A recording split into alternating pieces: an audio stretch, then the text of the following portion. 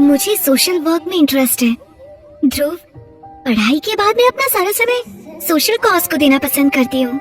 हाँ मैं समझता हूँ, पर असाइनमेंट सबमिट करने में केवल 2 ही दिन बचे हैं।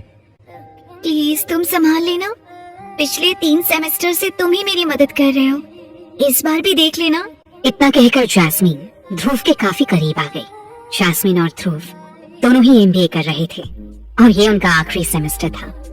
ध्रुव जैस्मिन को चाहता भी था और उसके नखरे भी उठा रहा था, हालांकि अभी तक कुछ कह नहीं पाया था।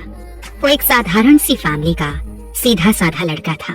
वहीं जैस्मिन बेहद खूबसूरत, अल्हड़ और लापरवाह थी, जिसे पढ़ाई से ज्यादा गरीब बच्चों को पढ़ाने में इंटरेस्ट था। और पिछले 2 सालों से उसके सारे काम ध्रुव को ही करने पड़ रहे थे।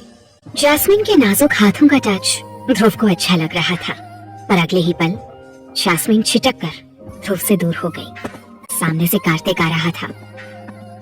हाय कार्तिक, कैसे हो? जैस्मिन ने कार्तिक को ग्रीट किया। कार्तिक हमेशा ही गलत वक्त पर आ जाता है और ध्रुव को इस बात से भी नफरत थी कि जैस्मिन इस कार्तिक जैसे लड़की को इतना भाव क्यों देती है। ध्रुव ने कई बार नोटिस किया है कि कार्तिक के आते ही जैस्मिन ध्रुव से थोड़ी दूरी बना लेती है। कार्तिक ध्रुव की क्लास में ही पढ़ता था, लेकिन ध्रुव और कार्तिक दोस्त नहीं थे।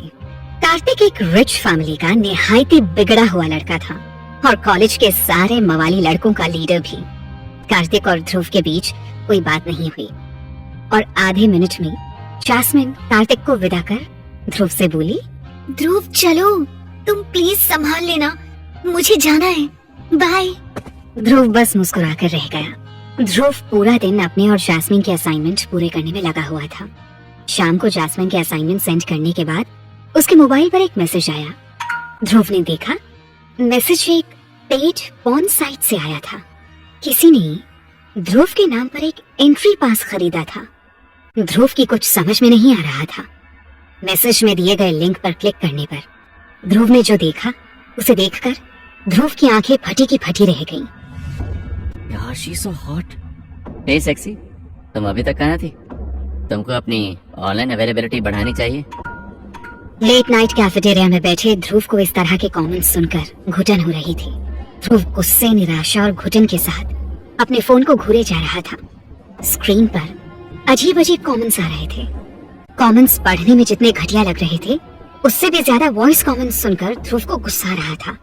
कैफेटेरिया के एक वेटर ने ध्रुव को काफी देर से इतना सीरियस बैठे देखा तो उसने ध्रुव से पूछ लिया, सर आपको कुछ चाहिए? वेटर के आने से ध्रुव को कुछ होश आया, लेकिन ध्रुव ने कुछ भी जवाब नहीं दिया। वेटर कुछ सेकंड्स इंतजार करके चलता बना। तुम्हें क्या समझता था और तुम क्या निकली जैस्मिन? तो ये था तुम्हारा सोशल वर्क?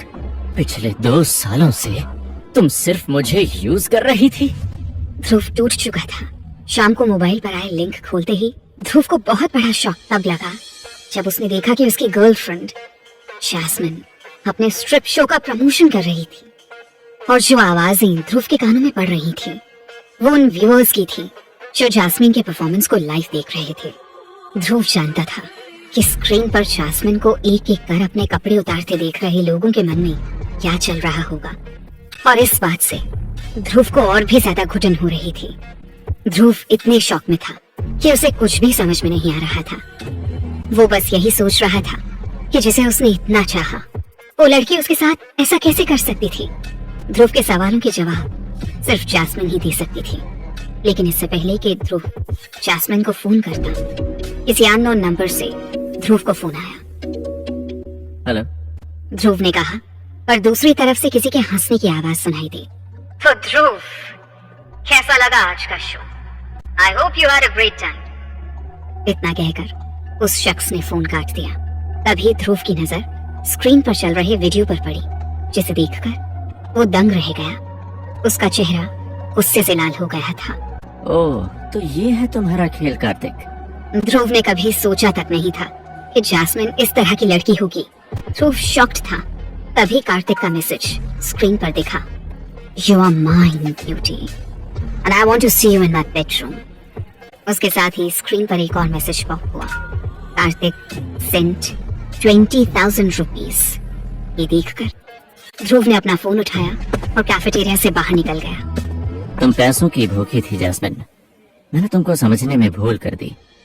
कैफेटेरिया के बाहर कुछ दूर जाकर ध्रुव रुक कर सोच रहा था कि जैस्मिन से बात कर उसे बता दे कि वो जैस्मिन की असलियत जान चुका है।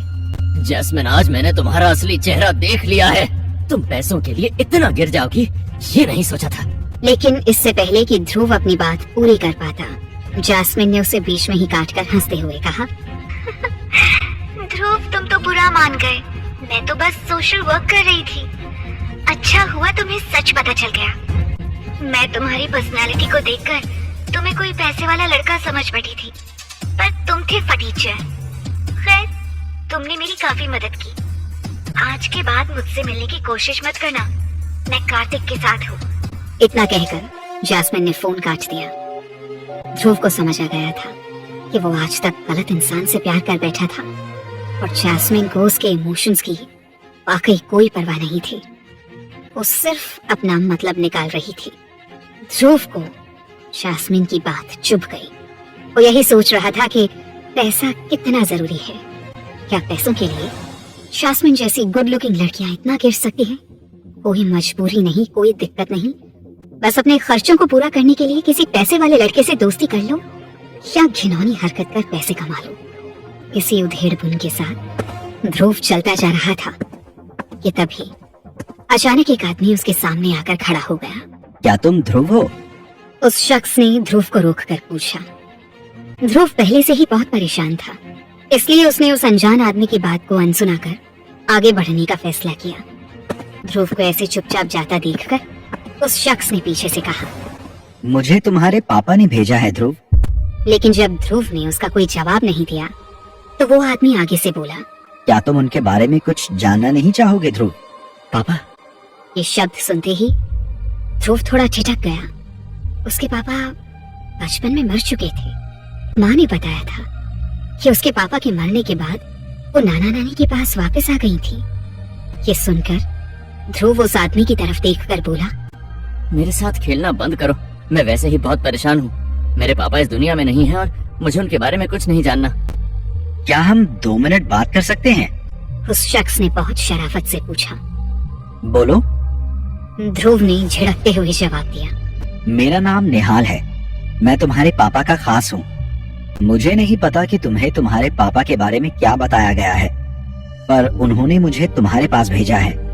निहाल ने उसे समझाते हुए कहा। ध्रुव ने निहाल को देखा। इस शख्स को उसने पहले कभी नहीं देखा था। अब ध्रुव को याद आया कि पिछले कुछ दिनों से कुछ लोग उससे बार बार टकरा रहे थे। यानी ये लोग काफी दिनों से मुझ पर नजर रख रहे हैं। ध्रुव ने मन ही मन कहा, देखो, मुझे तुम लोगों की बातों पर कोई विश्वास नहीं है और प्लीज मेरा पीछे छोड़ो, मैं वैसे भी बहुत परेशान हूँ। ध्रुव को इन लोगों की बातों से किसी साजिश की बू आ रही थी। वो जल्दी से जल्दी इन लोगों से अपना पीछा छुड़ाकर निकल जाना चाहता था। हमें पता है तुम क्यों परेशान हो। इतना कहकर उस शख्स ने कुछ ही दूरी पर कार में बैठे अपने साथी को इशारा किया और तुरंत ध्रुव के मोबाइल पर एक मैसेज आया। INR 10 crore credited on your account number 322317। Message देखकर ध्रुव हैरान था। उसने इतनी बड़ी रकम केवल अपने सपनों में ही देखी थी। सही कहीं तो वो अभी भी जीरो गिनने की कोशिश कर रहा था। ये कोई नई साजिश थी या ध्रुव की जिंदगी कोई नया खेल खेल रही थी? आखिर कौन थे ये लोग, क्या चाहते थे और ये पैसे उसे किसने भेजे थे?